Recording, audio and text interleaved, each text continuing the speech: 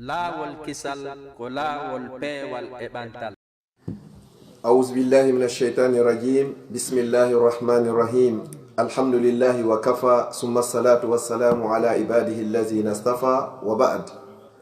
الحمد لله على نعمة الإسلام وكفى بها من نعمة ثم الصلاة والسلام على أشرف الأنبياء والمرسلين نبينا محمد وعلى آله وأصحابه وأتباعه وأحبابه وعلى كل من اهتدى بهديه واستنى بسنته إلى يوم أن يقول كل نفس نفسي نفسي. أما بعد فأيها الأحبة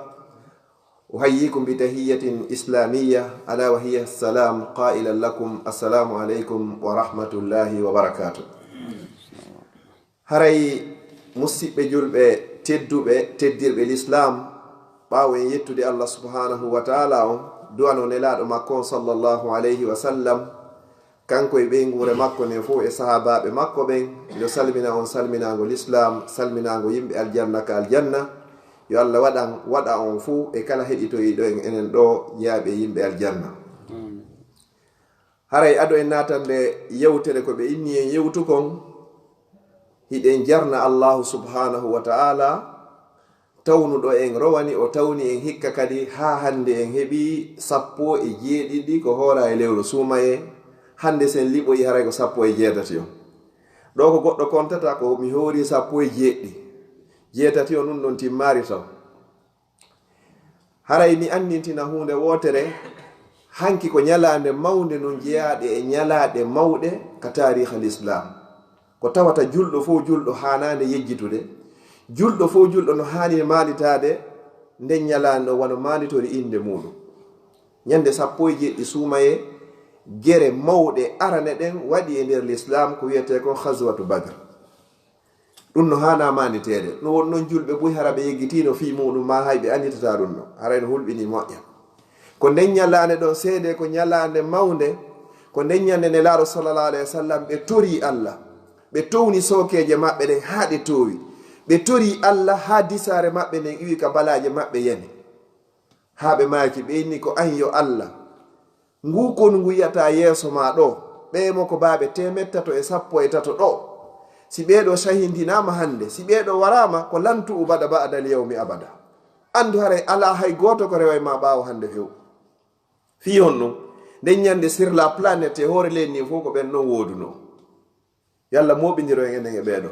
ko ɗum so yi joni goɓɓe jandotoɓe inde allah yo waɗu 13 woɓɓe ko ɗon ɓarorta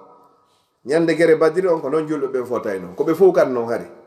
ɗiɗaɓum ɗum kadi nulaɓe ɓen kadi ko ɓe 13 nokkel go ɓenna ko 13 kono ko ɓuri jiccugol kon ko 13 313 ko nden ñalandi woni ko feƴƴi hanki miɗo andi haray oustad bachir en ɗo haray yewtuno ɓen hanki ko fi ɗum haray wonno ko ɓe yewtuno si ɗum ɗon feƴƴi hande 17 suumaye hiɗen fokkitani 19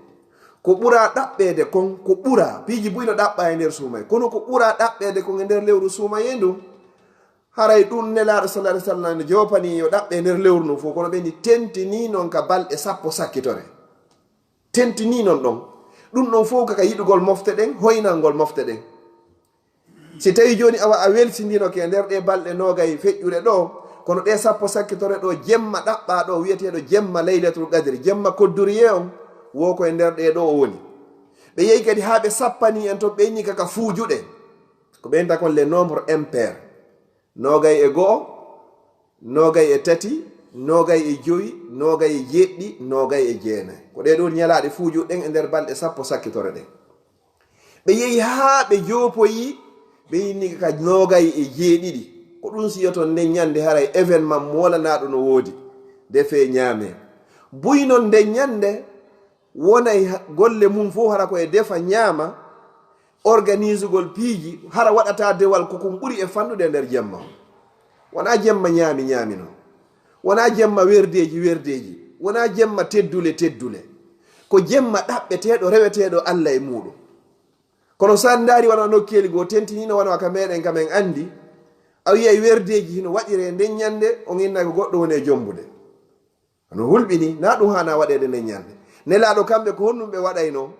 si ɗeɗo hewtino sallallahu alayhi wa sallam kamɓe ɓe findinayno ɓeygure maɓɓe nden fof ɓe wurnita ɗe balɗe 10 sakkitore. ɗiɗi ɓe haɓɓa sentirɗon, ɓe haɓɓa reedu nun kadi ɗuyita ɗanagol, ɗuyita ñamugol, ɓe consentiro e honɗum e dewal Allah fi heɓugol o jemma. wallahi summa wallahi goɗɗo himo wawa hurude o duuɓi noga 50 hara o heɓari jemma ɗaɓɓaɗo. maɗum kadi on jemma ɗaɓɓaɗo ɗon si a heɓimo haray on ɗon no yonanma e gurdam ma fuu no fanɗi ha fanti neɗɗo heɓo yeyɗo duuɓi 83. jon noon sa heɓi kawral e on jemma ɗon, on jemma laylatul qadr, Allah inni ko hayrun min alfi shahar. himo ɓuri e moƴƴude, na de himo fota, himo ɓuri moƴƴude duuɓi 83 tawata laylatul qadr ala e majji. jon noon si ɗum ɗon hewti e nder balɗe 10, neɗɗo no hani programmade waɗa dewal Allah molanagal e nder ɗeɗo. hari hiɗa wadde goy ko ya ɓeydu kadi. mi jonna misal wan honɗugo goɗɗo hani ɓeydude wakkilade. sa naafiɗo ɓaawo imamu ɗo ha a gayniɗo darɗe 7, acca ɗum waɗi ko chafe witro hewtoyaka suudu kay lappa darɗe 7 kadi waɗa jusu goto qur'an ko ɓuri e fande kon janggaɗo e nder jemma. bi ma'ana wurnita jemma on ha leere sullagol hewta. sa gayni sullade kadi jottoɗa ka juulirde ɗon jantoɗa inde Allah, janga qur'an ha juula walluha. a wurniti jemma on fuu sabu dewal jangugol e juulugol. weeti bimbi kadi a heɓi baraji waɗoyɗo hajju e umra sabu ko jottiɗa kon ka juulirde ɗon jantiɗa inde Allah, janguɗa qur'an ha nangi ngen fuɗi juuluɗa walluha. nelaɗo sallallahu alaihi wasallam ɓe maki wo ko hombo ƴettantalan garanti ka fuɗɗode ñallal ngal bimbi o waɗanalan darɗe 4 woɗen ɗo yonaylan min kadi mi yonaymo ñallal ngal. bi ma'ana sa waɗi darɗe 4 walluha bimbi a jonni ɗen on subhanahu wa ta'ala li wajihillah, Allah ƴetti garanti o renete ñallal ngal fuu. ɗum kutatama hay e hunde no darɗe 4 walluha ɗon ɗum hay hunde sattata e ma. tentinino hara jotti ka juulirde ka jungoɗa ɗon ka juulɗa ɗon jantoɗa ɗon inde Allah ha nangue fuɗa. nelaɗo sallallahu alaihi wasallam maki wo baraji ma no fota wo waɗoyɗo hajju timmuɗo, waɗi umra timmuɗo, hara ko timmuɗi ɓe filliti laabi 3. hay si goɗe balɗe 10 ɗo pet profit holla Allah anni e miɗo faala heɓugol o jemma mo Allah ɗumanni ɗo mo manti fi muɗon. tanazzalul malaikatu warruh,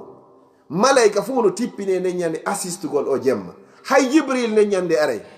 wata ɓeɗo fo aru hara ko fiima ɓe tawa ɓe luttama. en ɗo fof kala innaɗo no heɓude koɗo, hara ko koɗo tedduɗo wallahi o habbotomo. joni noon Allah imbini malaika mum fof no arde fi jemma. an kadde haali tawere nden ñande hara na ɗoygol jaɓɓorɗa ɓe, hara na ñaama ha padaran no woni ko jaɓɓorɗa ɓe, hara ko jantagol inde Allah, jangugol qur'an, juulugol e nelaɗo sallallahu alaihi wasallam, findina ɓeygure nden fof mo be heɓa gokkum. hakke go tawata Allah kon himo moƴƴi e jiyaɓe makko ɓen. o yini wo salamun hiya, wo kisiye woni e jemma on fop hatta matla'il fajir, ha fajire on feera. bi mana hay sey ko seeɗa heɓuɗa e muɗum haray a heɓi moƴƴere nden. kono so tawi goɗɗo hawji ɗe balɗe ɗo hewtitoygol ɗano, goɗɗo fewɗo ko ɗon ko ɗo ka nelaɗo ɗuytayno ɗon nafagol ko ɗon o ɓeydata. nelaɗo sallallahu alaihi wasallam ɓe ɗuytayno ɗoyɗi ko ɗon ɓeydata, kaɓe ɓeydayno ɗon sadaka, an ko ɗon ɗuytata, wallahi haray a falaka o jemma ɗo. haray no hulɓini wata on tigi tawe e ɓe nelaɗo sallallahu alaihi wasallam e jibril e Allah wino yo luttoy ka nder yiite mo suuma e ari tawi ha suuma e yehi haray mo luttidi e bakkato. yo Allah dandu en ɗum ɗon ko be wakkiloɗa. juula no nelaɗo sallallahu alaihi wasallam juulirayno ha teppe maɓɓe ɓuuti. janga qur'an ha soƴƴoɗa e hoore mayre. en anda si tawi ɗum ɗo waway en tawde ha suuma e lalla. ɓe hooriduno ɗen buyro wani hikka en hooridari. enen ɓe fuɗɗoduɓe ɗo kay wona en fo woni e timmindinoyde. en juuli goɗɗo teɗen feƴƴuɗo ɗo on kay ko fuɗɗinoɗo suumaye.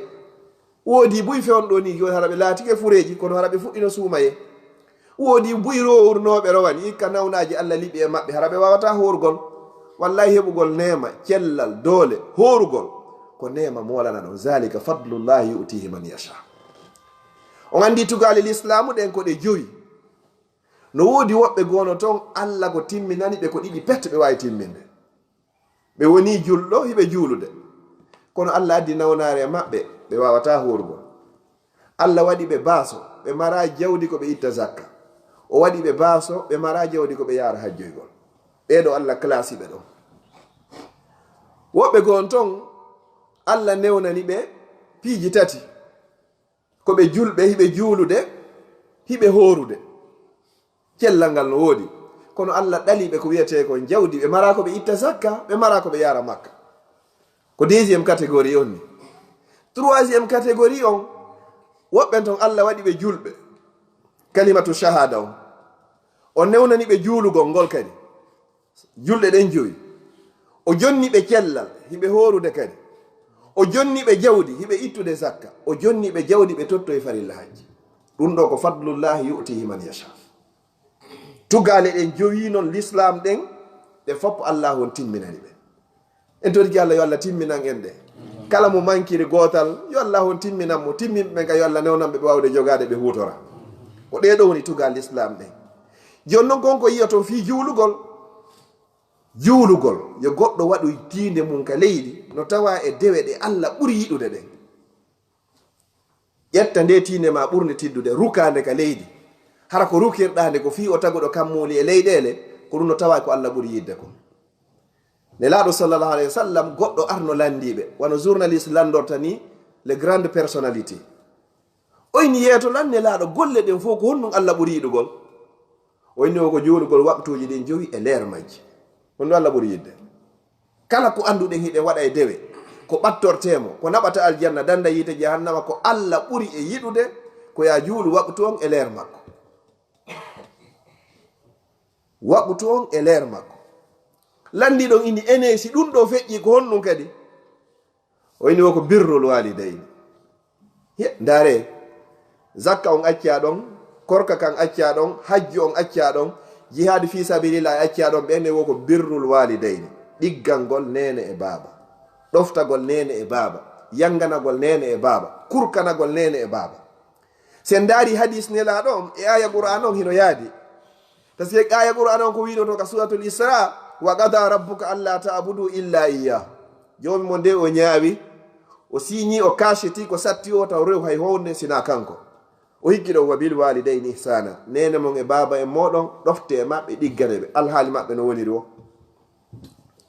o feƴƴi ko makko kon tun o watti ɗon hannde kay nene e baaba nelaɗo sallallah alih sallam kadi ɓayi ɓe lannama ɓeyni ko julde nden si feƴƴi ko ɗiggangol nene e baaba haɗa koye watta hakkille moƴƴa e ɗin toɓɓe ɗo nelaɗo sallah sallam ɓe maaki kadi enen ɗo fof sen maayi en daroyike yeeso Allah ɓayle pellette waɗoye awwalu ma yuhasabu bihi l abdu yawma alqiyamati ko assala kala golle ko annduɗa a golla ni Allah kon ko landitoytoma fiima yawma alqiyama kon ko adotoma landitade ko julde nden ko julde nden adete vérifiéde taw si tawi Allah ndaari julde nden tawi kono o faaliranono no nelaɗo tinninirno noon fof hino timmi wo ko woni ɓaawo muɗum fof Allah yaafike ɗum ɗon hana wattanede hakkille moƴƴa de hiɗen horude ɗen hajjude hiɗen zakkude ɗen jokkude en nande wadde moƴƴereji ɓuy ɗen janngude qur'an kono ɓeyni ko adete ndaroyede ko julde nden si tawi julde nden nde woni correct nde juulirama no hani ha juulirede noon ko woni ɓaawo toon fopp hannde kay Allah ha jaka e mum o yaafike ma sabu ɗum ɗo ko hulɓini kon hino arde si o ndaari julde nden tawi julde nden nde timma ruku'u timma sujuudu timma ko jangete e nder julde timma ma sella ma juulaka e leere ma yankinare ala e muɗum kulol Allah ala e nder muɗum ko luttuno ɓaawato kon fopp Allah ha jaka e muɗum o darata hay e hunde na ko horuɗa na ko hajjuɗa ma ko jakkuɗa awwalu ma yuhasabu bihi l abdu yawma alqiyamati ko assala fa in salahat salaha sa'iru amali wa in fasadat fasada sa'iru amali waliyasu billah si tawi no goɗɗo yankiɗo tawi julde nde nden ɗon nde ala e moƴƴirde mo hara hino hulɓinanimo moƴƴa moƴƴano dalil tan mon fi importance mayre nafi mum wonɗe wolde kala ko annduɗon farilla Allah no farli e hoore nela sa sallam ha hewti mofte maɓɓe Allah farlu ɗum ɗon e hoore maɓɓe ka hoore leydi ɗo si wona julde nden ɗum ɗon ko junngo e junngo ko wiyete ko junngel baadi joni noon ɓay ko ɗum aɗeteɗa daranoyede yawmal qiyama goɗɗo simo yaɗɗo déposé gol o passeport makko fi visa ɓe landoto kayidiji garantie assurance réservation d'hôtel argent de poste fop biiji ɓuy ɓe landoto kono ko ɓe adoto vérifiede kon ɓe anda si visa watte ma visa ko validité passeport sa naɓi kayidiji ɗin fop hiɗo timmi haɗa mari compte ton hayko fandaji ko 10 millions d'euros marɗa ka compte ton ko ina ko argent de poste ɓe ndaariɓe tawi passeport on tawi on ɗon o expirino ma yino lanni visa heɓato ka heɓatako ko heɓota ko ara ni hannde kadi alaka waɗe ɓenna ko men falluma joni dow kono alaka waɗe hannde kadi haray ko refiɓe wone waddude yeeso ɗo a waɗa kadi fi kala ɗum to hino moƴƴi ɓay tun ɗum ɗa moƴƴa hannde ka ala ndaroyeede joni noon ɗe balɗe sappo haray hannde kadi ɗe hewti mo beyo ndaari ko honno programme ori hoore mum fi ko honɗum e dewal watta masalan ko ɓurno e labeede siko wonɗo e liggade o eto ha o heɓa congé sino wawa o newade fi yo concentré ɗeɗo jemma majje e ñalorma majje e yewtiɗo nde ñande sunna goto mo waɗɗa e nder suuma en no fota o farilla goto mo waɗɗa e nder lewru suuma en no fota o farillaji 90 waɗaɗi tentinino ngane nder ɗe balɗe sappo sakkitore ɗo ta goto néglige ɗeɗo hay si tawi hara sonnajo on himo wuppude mo fiilade mo dowa wadde dewal e nder ɗe balɗe ɗo ko dewal honɗum o watta jantagol inde allah no himo dunganana ɗum juulugol ene laaɗo sallallah alayhi wa sallam himo yanana ɗum janngugol qur'an hay so ƴettatande o mema kono fewnoɗo wawi téléchartude ka téléphone ma jannga ɗon hino sella ma ɗum ka tablette hino wawa sellugol ka ordinateur hino wawa sellugol ko woni wona yamima ko wiyete ko mushaf ko woni sonnajo on o juulata haray hannde kadi mais dewe luttuɗe foppo waɗay jantagol inde allah ittugol sadaka wallitagol horuɓe huntingol horugol naggol nafakkaji ka juulirde hay siko pake on tamaro ma ɗum pake goto ndiyan anda ko jelo yarata e ɗum ɗon no gassa sabu ko huntinɗa aaden goto pet wona sabu ko okkoye ma aljanna mi filtoto ɗo qissa mo hewɗe wowlugol goɗɗo aroy e yewmal qiyama hara mo rewi allah e nder duuɓi 60 ɓe ndaara ko rewi ɗon kon fop tawata hay hunde ala ton ko waɗirno li wajihillah fo yingo hino nder ton seeɗa himo waɗirno fiyo mante himo waɗirno fiyo yiyane himo waɗno fiyo nanane ɓe ndaaroya ton golle hum makko gotum pet himo gerduno e paykum ha kum wawi hunjade fatiha naade qur'ana o fof ɓe gerdi ha bisimillahi rahmani rahim on ɓowri ɓe watti ɗon fatiha on ha yewti hay si tajwide ala e mum kono ko kanko woni sabu ha kum paykum on no sellini fatiha allah inna mi okkirima aljanna sabu ɗum ɗo ko andinɗa jiyaɗo allah on kon ngol suratu on ɗo ko ɗum andir toon golle ɗe na ɗuɗugol majje on allah woni ko faala ko laaɓugol majje on e tawata hiɗe yaadi kadi laawol ne laaɗo sallllahu alayhi wa sallam haray ko nder toɓɓe ɗon falteno andintinde ta goto e meɗen kadi habbo ɗo cérémonie innugol laylatul qadri ko janngo laylatul qadri fuɗɗinoke ila ñande goo suumaye ko yewtunoɗen kon joni noon sa wawano heɓude ha ton ka balɗe sappo sakkitore ɗo ila ɗo ila ñande wiya 19 ka qiyamu layli o fuɗɗi ɗon daroɗo e muɗum ha lannoya si tawi ɗum ɗo on feƴƴi